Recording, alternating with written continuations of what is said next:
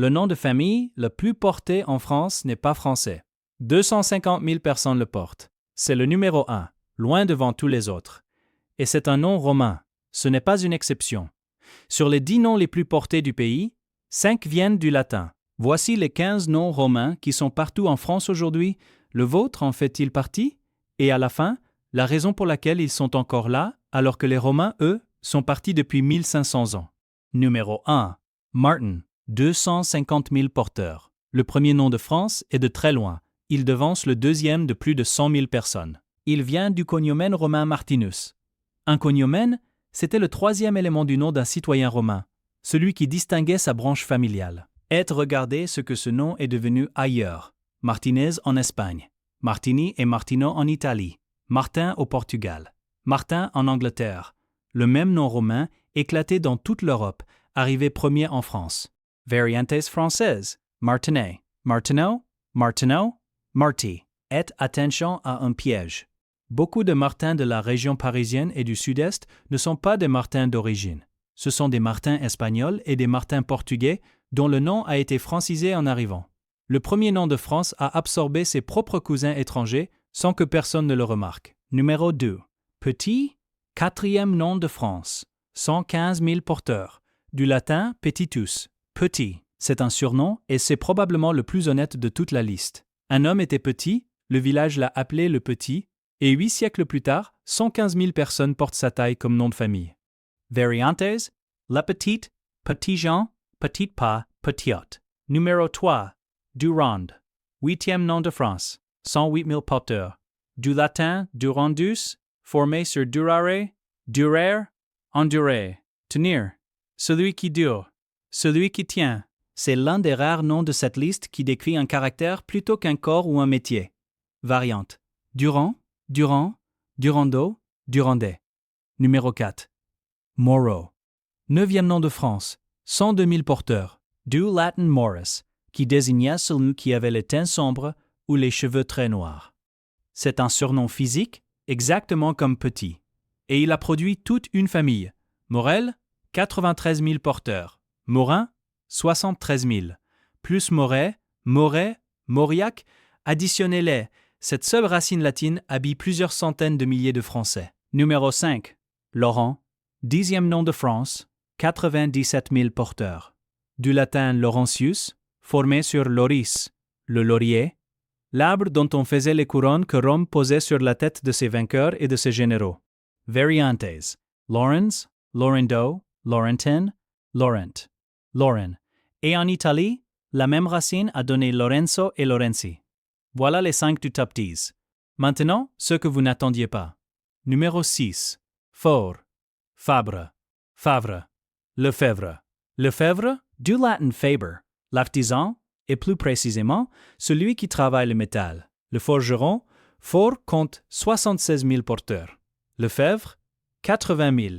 Ajoutez Fabre, Favre, Fèvre, Lefebvre, Fèvre, Faury. Vous dépassez largement les 200 000 personnes. Et si vous avez vu mes autres vidéos, vous savez déjà ce que ça veut dire. Ferrari en Italie, Ferrara au Portugal, Kowalski en Pologne, Herrero en Espagne, Smiths en Angleterre, Schmidt en Allemagne. Le même homme, la même enclume, 7 langues. Numéro 7. Roux, Leroux, Rousseau, Roussel.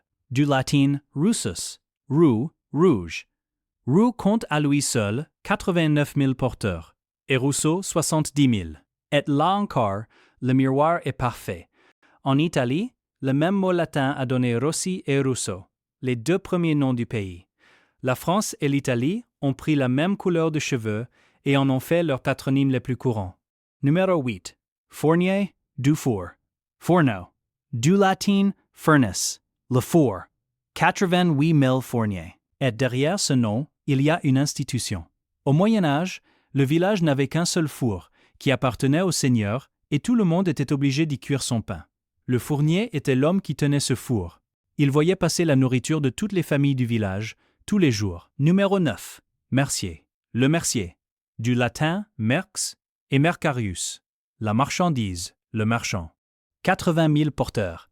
Le mercier ne vendait pas de la nourriture, il vendait de la petite marchandise, du fil, des aiguilles, des rubans, des boutons, souvent en se déplaçant de village en village avec sa balle sur le dos. C'était l'un des seuls métiers qui faisait circuler un homme, et donc l'information. Numéro 10. Du pont, du latin ponce. Le pont, la famille habitait près du pont. Et voici le fait qui surprend tout le monde. Dupont, le nom que le monde entier considère comme le nom français typique, n'est même pas dans les 20 premiers, 78 000 porteurs, très loin derrière Matin. Numéro 11. Duval, Dumont, Deschamps, Fontaine. 4 noms, 4 mots latins, un seul principe. Le paysage, Vallis, la vallée, donne Duval. Mons, la montagne, donne Dumont. Campus, le champ, donne Deschamps et Duchamp. Fontana, la source, donne Fontaine et la Fontaine. Ajouter rivière, de Riparia, la berge, et Delmas, de Mansus, le domaine agricole. Ces noms-là ne racontent pas qui vous étiez. Ils racontent où vous étiez. Dans un village où 15 hommes s'appelaient Jean, on ne les distinguait pas par leur caractère. On les distinguait par l'endroit exact où ils habitaient. Numéro 12. Meunier, du latin molinarius, formé sur molinum, le moulin. C'est le pendant exact du fournier. Le village avait un four et un moulin. 2 hommes contrôlaient la transformation du grain en pain, et les 2 ont laissé leur métier dans les noms de famille les plus portés du pays. Variants: Meunier, Molinier, Moulinier, Dumoulin, Delmoulin. Numéro 13. Berger. Du latin berbicarius, formé sur vervex. Le mouton, celui qui garde les bêtes. C'était l'un des rares métiers où un homme passait des mois seul, loin du village, et où il fallait donc une confiance totale. Variante: berger, berger, bergeron, bergeret. Numéro 14. Charpentier. Du latin carpentarius. Et celui-là est le plus intéressant de toute la vidéo, parce que carpentarius est construit sur carpentum, qui n'est pas un mot latin. C'est un mot gaulois. Les Romains ont trouvé le mot chez les Gaulois, l'ont pris, l'ont latinisé et l'ont rendu aux Gaulois sous forme de nom de métier. Aujourd'hui, des dizaines de milliers de Français s'appellent charpentiers sans savoir qu'ils portent un mot gaulois passé par la bouche de Rome. Retenez ça. On y revient dans une seconde. Numéro 15. Vincent, Clément, Julien, Antoine. Vincent vient de vincer, vaincre. Clément vient de clémence, doux, indulgent. Julien vient de Julianus, dérivé de l'agent Julia, la famille de Jules César.